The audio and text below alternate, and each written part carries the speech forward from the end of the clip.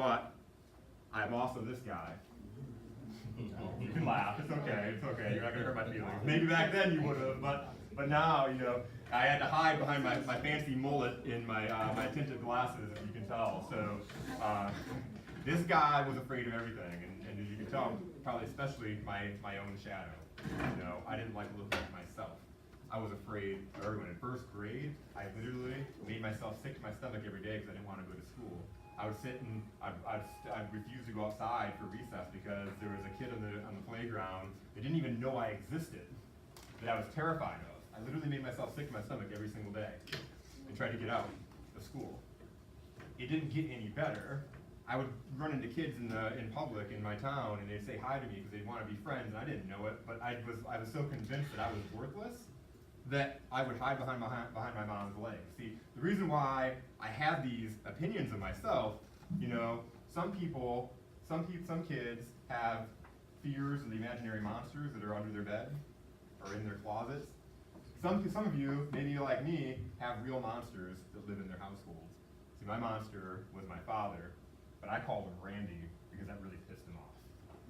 There was no other way, no other power that I held because this guy was 6'2", 250 pounds. He was a big guy, and he was very abusive. He was very violent. I've taken the punches to the face. I've had the harsh words thrown at me.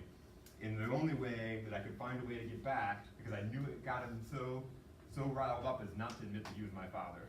So I'd call him Randy. And I remember my mom would beg me, don't antagonize him, don't push him. I always felt like maybe I deserved the beatings because I went out there and I twisted that screwdriver in his heart and made him even madder. And so I carried on not giving him the respect because I watched him beat my mom. I watched and heard the things that he said to my mom. I would walk out of my room innocently, as an elementary school age kid, and all of a sudden I have this big man throwing me on the ground and punching me in the face. But you know what? All the beatings that I took, they say sticks and stones will break your bones, but words will never hurt you. Who here thinks that's true? Words hurt, don't they? And so the words that my dad said were more painful, more scarring than the bruises and the physical scars that I took from the beatings. See, he used to tell me that I was worthless. He used to tell me nobody would love me. He used to tell me that I'd be a failure. He used to tell me that I was good for nothing. He told me all these things until I started to believe them. Still, the most painful thing that ever happened, that he ever did, I had a hero. I had one male role model in my life, and my grandpa.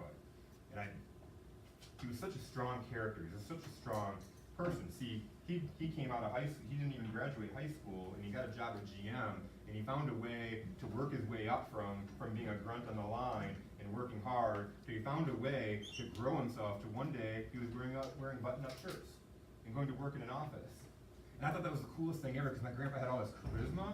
He had all these friends. People loved him. And he was this gregarious personality. He was so strong. I wanted to be just like him. And the other reason is because I knew that my father had a certain level of fear of him. And so I knew that even as the beatings got bad, or even as we'd get home, we didn't know which person would be in there. Because there were some days he'd be good, but most of the time you'd walk in the house and you'd get this maniacal human being. But I knew deep down that as long as my grandpa was alive, that the full force wouldn't be there, because he had a certain level of fear that my grandpa would confront him, and it had happened. So I got picked up from school one day. Randy picked me up from school, and he looked so excited. He was so excited to deliver this news to me. See, my grandpa had gotten lung cancer, and we were so, as a family, we were so convinced that my grandpa was gonna live through this because he was so strong, But I got picked up from school this day, and this man that I saw as a hero, this man that was like my source of strength, Randy looked at me and he told me, your grandpa's a goner. He was so excited to tell me, his eyes were like, it was like he was going to tell me that I was going to Disney World. He was so happy to tell me. And so the way that I found out my hero was dying was my antagonist, the person that I was held victim to, told me that he was a goner and that I was never going to see him again. The cancer had spread to his brain and he only had a matter of time to live. And after he passed away, things got worse. The abuse got worse. The violence got worse. He went over the top it came to a real big head on Easter Sunday that year. My grandma had left the house, we had family dinner, and I don't know what set him off, but a rage of violence occurred. He started beating my mom, and see, I was the one, even though I was afraid of everything, I was the oldest son, so I was the one that was throwing myself in the way, always trying to prevent my mom from taking the beating. So I was grabbing him by the legs, and I had got my mom enough time to where she was able to run to the phone. And see, I don't know if you all have phones like this, but you know, phones back in the day weren't the ones that we carry in our pockets. They were the ones that were attached to the wall, and it had a big long cord and receiver at the end. So my mom had this phone, and he noticed her, and he ran over, and he grabbed the phone, and he used it like a weapon to beat her repeatedly over the head.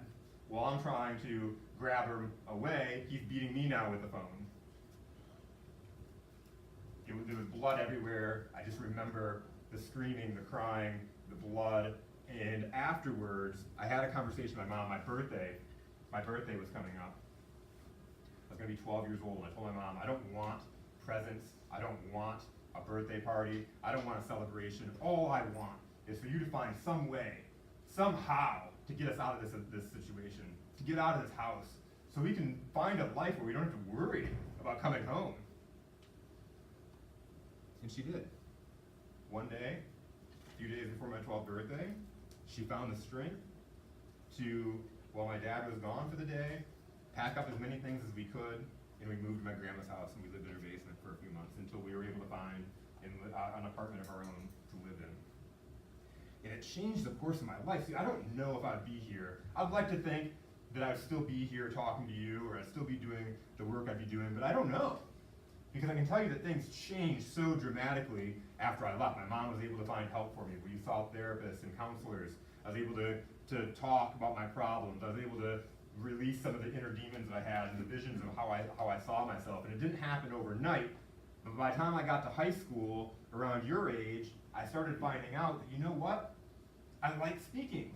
I found speech class, and it was crazy. I was so nervous and afraid, but when I got up there, kids were laughing, and it was like my thing, and so I became the class clown, and I found this way to really get out there and start building up my persona. By the time I got out of high school, I had lost my glasses, and things were going good. I was feeling really confident, but I'm telling you what, here's the first lesson out of this story, is that a lot of times in life, we wait for the perfect circumstances to make our move. You know, I gotta get my grades up a little bit higher before I can go apply for this school.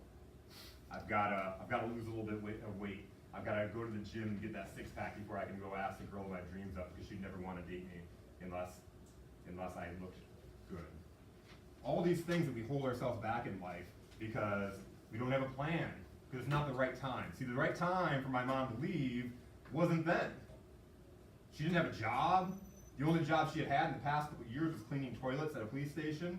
You know, so she didn't have a job, she had no college education, she had me at a really young age, and so she didn't have the right circumstances, but she found the strength to take that step, and it changed our whole entire life.